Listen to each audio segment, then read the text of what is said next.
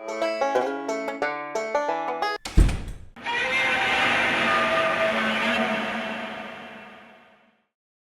everybody, Yankee here. I'm sure there's nobody out there that really wants to have another video about the SIG P320 right now. But because someone said something in my live chat and in the comment section of my videos, I feel like I want to address it. Just because it was so outrageous what they said. If you're not familiar with what's going on with SIG Sauer now, people are trying to claim, oh, they just go off in holsters. Oh, the manufacturing tolerances are to the point where the gun can just go off on its own. You know, just making up crap. About subjects they obviously have no knowledge, or else they wouldn't say the things they're saying. And now they're even resorting to things like a whistleblower inside the military has said these guns are just going off. You know, that's the last bastion of liars, when they have to try to not say anonymous source came forward. That's when they're trying to cover their own ass for their own lies. Hasn't happened. But someone in my comment section said, why does Yankee keep denying reality? Why does he refuse to admit that these guns are just going off? And why does he refuse to admit that they're dangerous? Well, all of that's wrong. Everything they said in that statement is wrong. And I'm going to address that. But first off, like I said, let's see what's been going on with SIG Sauer. You know, people are saying, oh, they're getting sued left and right because they're going off. Basically just with cops. Military's not having a problem. Some people claim the military has, but the military claims they don't. So I don't know who you would believe there, the military or the people making videos to try to sensationalize the topic and get views and support. I think I'll trust the military. So it's cops. Cops have been shooting themselves with these guns, having NDs and everything, and that's not uncommon. They had the same problem when police departments went from revolvers to Glocks. They were having all kinds of NDs. But back then, you didn't have people like Bloomberg backing them to file lawsuits. That's one of the main differences. So this isn't really any different than any other time, except for that you got these big anti-gun money sources trying to make hay out of this. But like I said, they've been sued 15 times, pretty much cops. And out of those 15 cases, right now, I think we're up to 14 of them have been dismissed. In fact, the biggest one that was still standing has been dismissed a couple of days ago. That Officer Barrios from Puerto Rico, the Puerto Rican court, said that we have to dismiss the case because the plaintiff themselves and their counsel admitted that the gun going off on its own doesn't happen. That they had to have pulled the trigger for the gun to go off. The fact that of it going off on its own is such an improbability that it's pretty much an impossibility. So therefore, you can't continue a case saying that the gun went off on its own when you admit that it's pretty much impossible. And that you have no evidence that it would go off. In fact, every bit of evidence shows that it won't. Gray Guns did a big study. They tried to make them fail. They couldn't. Other companies have made studies saying, we tried to make it fail. We couldn't. No one that made videos about it so far has shown anyone a SIG failing. And I'm sure they're trying. Haven't been able to do it. So, you know, a gun firing on its own is a pretty incredulous claim. And really incredulous claims require a lot of evidence to support them. And not only do they not have any evidence, the evidence is all to the contrary. So, like I said, this last case dismissed now. There's only one case that they've actually lost, and if you pay attention, the reason they lost that case is because an anti-gun district attorney was able to convince an ignorant jury who don't know anything about guns that SIG's responsible because the gun just goes off when you pull the trigger. If you accidentally pull the trigger, it goes off, and there's nothing to stop it. There's no safety that stops it from going off when you accidentally pull the trigger. You know, those dongles on Glocks, they make it not go off when you accidentally pull the trigger, which they do not do. That's a falsehood. But that's how they ruled. Basically that the gun was unsafe because it just went off when you pulled the trigger, and the trigger wasn't very heavy, and there's no safety on it. So even if you accidentally pull it, which is fairly easy to do because it's light, it'll go off. That's how the gun was designed.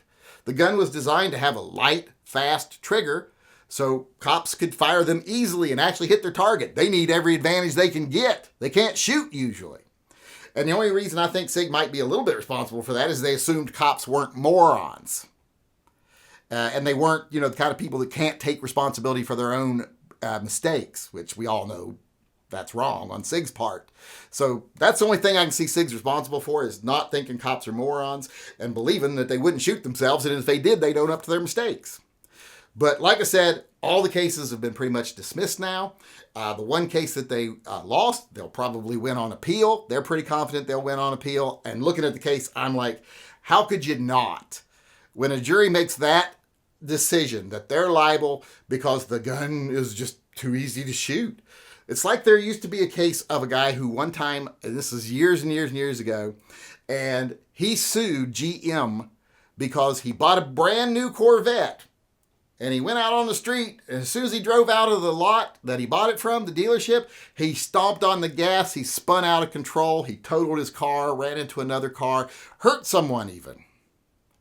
And he sued GM saying they made that car too volatile. If you pushed down on that gas, that car took off too fast and had too much power. And that they didn't adequately prepare him to be able to drive that car. They didn't make sure he could handle it before they sold it to him. Even though GM didn't even sell it to him, the dealership did. But he tried to sue the dealership and GM. And he won originally. I think they awarded him like $500,000. And this was a long time ago. And they tried to say that the dealership was going to be responsible for the medical for the person who was hurt. But it got overturned on appeal. So juries make bad decisions around similar issues. So this is similar to that. And going back to what the person said, why I refuse to acknowledge reality, that these guns are unsafe and that they're going off on their own. Trying to claim that they go off on their own, that would be denying reality. Trying to make up claims like, oh, an anonymous source is saying they're going off on their own, and then accepting that as proof, that would be ridiculously stupid.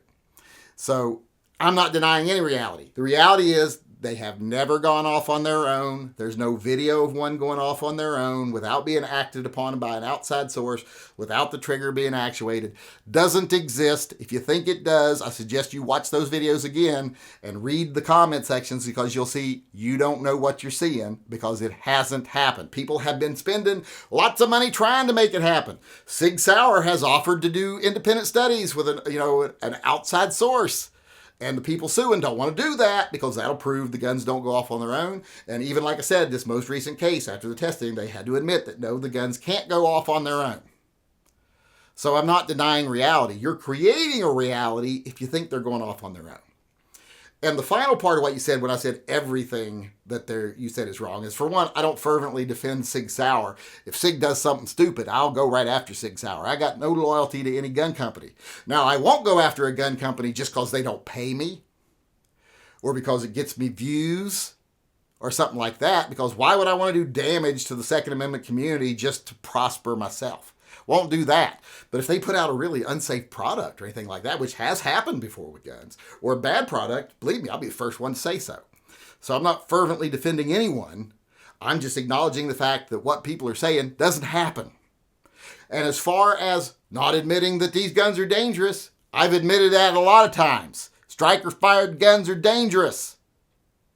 They're more dangerous than a revolver. They're more dangerous than a double-action, single-action semi-automatic, especially one with a hammer. They're more dangerous than 1911s because 1911s have the safety.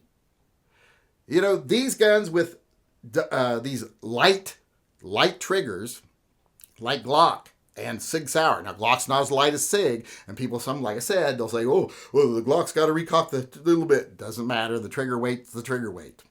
And if you pull that trigger, it's going to go off. Those are unsafe. I don't like them. I won't carry them. I've carried them before, and I won't do it again. They make me nervous. I don't like the whole striker-fired design. I think it is inferior to hammer-fired guns. I think they're inferior to double-action, single-action guns. I think they're even inferior to single-action guns with a safety. I think they're the most dangerous gun you can carry.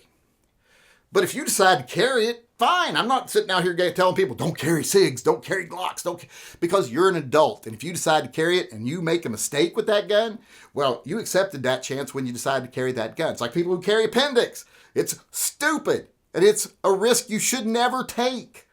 But if you decide to take it as an adult, well, that's on you. If you blow your balls off, I'm not going to feel sorry for you, and I'm not going to blame the gun. I'm going to say you did something stupid, and you blew your balls off. It's probably a good thing that you're not going to reproduce because you made a choice to do something stupid you didn't need to do. And I kind of see carrying a striker-fired gun the same thing. Striker-fired guns are great for the range, and they might be great for combat and stuff like that. But as far as an everyday carry gun, which is going to spend 99.999% of its time just sitting in a holster, being taken out of a holster, put back in the holster without ever being fired, you know, when you're taking it off and putting it back on, taking it off, putting it back on, it's going to spend the vast majority of its life doing that, well then that's a very risky thing to do to carry a semi-automatic striker-fired gun for that purpose, because they are very easy to have an ND with, much easier than the other types of guns. So you're taking a big risk there, but take it if you want. Some people just love them. Like I said, they're good for certain things, but I don't think daily carry is something I would consider them good for, because I do think striker-fired guns are dangerous, and SIG Sauer has one of the lightest triggers of them. So that makes it even a little more dangerous. And it isn't because of a lack of or existence of a dongle on any of the guns. It's just the weight of the trigger. The lighter the trigger, the more likely you're going to have an ND. I do believe I did a video where I showed how easy it is to accidentally actuate both triggers, and they were very similar. I think I did that video. I planned on it. I think I filmed it. I think I edited it and put it up. It might exist. If it does, I'll link it in the upper corner.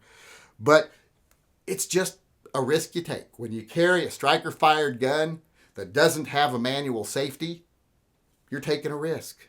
If you got a manual safety, not so risky. But no manual safety, a light trigger, that adds up to danger. So don't say I've never said these guns are dangerous, because I always say they're dangerous. They're just not going off on their own, and they're not making mistakes. The people that own them, carry them, use them, mostly cops, are the ones making the mistakes.